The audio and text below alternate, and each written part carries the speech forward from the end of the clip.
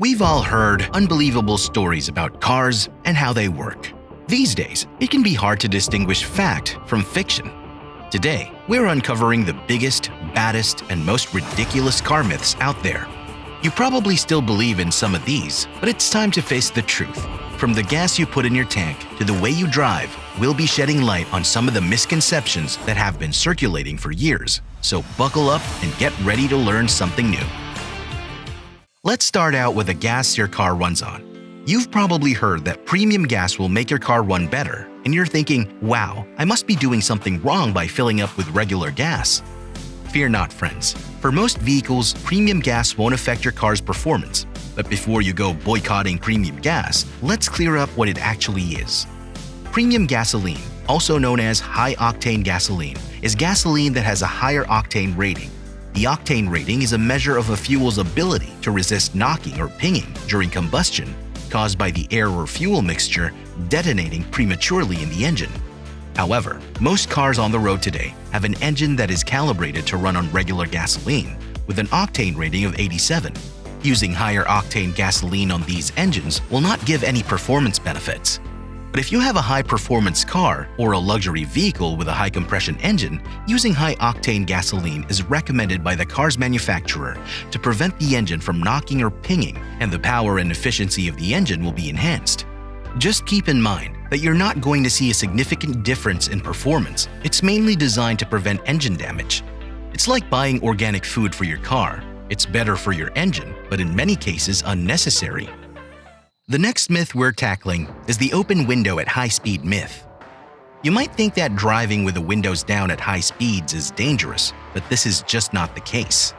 While it's true that driving with the windows down at high speeds can increase wind resistance and lower fuel efficiency, it's not dangerous.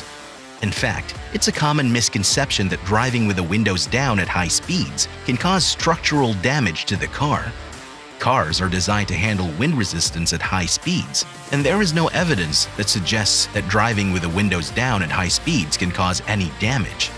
So, the next time you're tempted to roll up the windows, just remember, it's not dangerous to drive with the windows down at high speeds.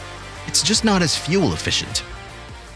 Are you ready to rev up the engine of truth? You might think that newer cars don't need tune-ups, and while cars might have fewer parts that need maintenance, they still require regular tune-ups and inspections to ensure that everything is working properly and to catch any potential issues early.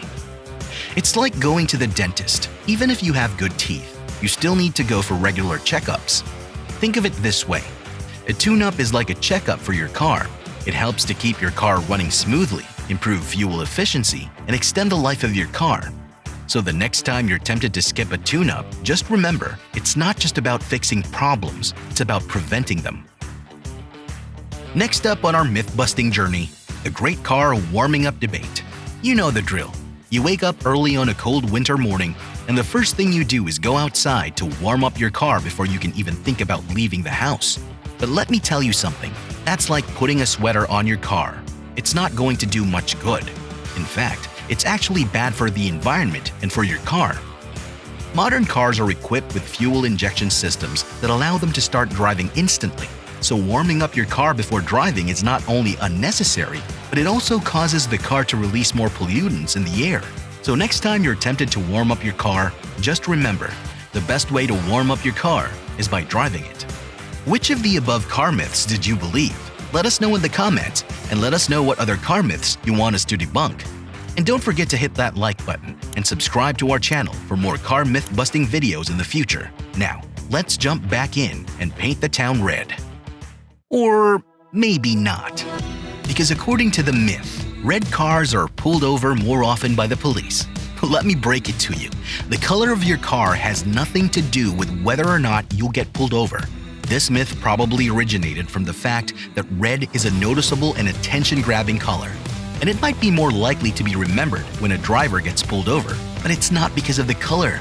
Police officers pull over cars for a variety of reasons, such as speeding, running a red light, or having a broken taillight, not because of the color of the car.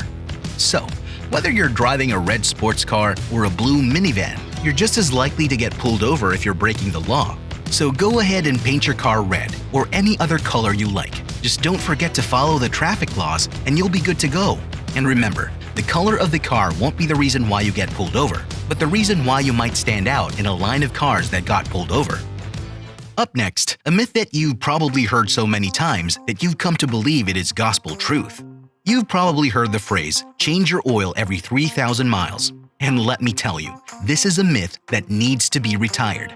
Back in the day, cars were less reliable and needed more frequent oil changes. But as technology has advanced, cars have become more efficient and can go for longer between oil changes. In fact, some cars can go as much as 7,500 or even 10,000 miles between oil changes. So, instead of blindly following the 3,000-mile rule, it's important to check your vehicle's owner's manual for the manufacturer's recommendations or consult a mechanic. It's like taking your car to the doctor. You don't want to overdo it with checkups, but you also don't want to neglect it. So the next time you're tempted to change your oil at 3,000 miles, just remember, you might be wasting your time and money. Are you ready to put the brakes on our final myth? Because the next one we're tackling is the parking brake myth. You've probably been told to always use the parking brake when parking your car, but let me tell you, this is not always necessary. If you have an automatic transmission car, your transmission will lock the output shaft and keep the car from rolling away, making the parking brake unnecessary. Using the parking brake can actually cause damage to the brake system over time, especially if you're using it frequently and on a regular basis. Now, if you're parking on an incline, it's a good idea to use the parking brake to ensure that your car doesn't roll away. But in general, it's not needed.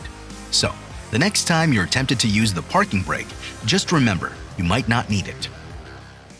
And there you have it, folks. The truth behind some of the most common car myths out there. From premium gasoline to warming up your car, we've uncovered the truth and set the record straight.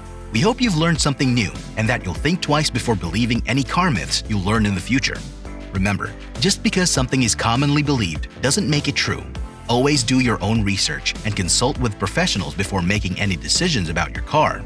If you liked the video, don't forget to hit that like button, leave a comment, and subscribe to our channel for more car myth-busting videos in the future. Remember, knowledge is power, and we're here to arm you with the facts. So hit that subscribe button and join our community of car enthusiasts.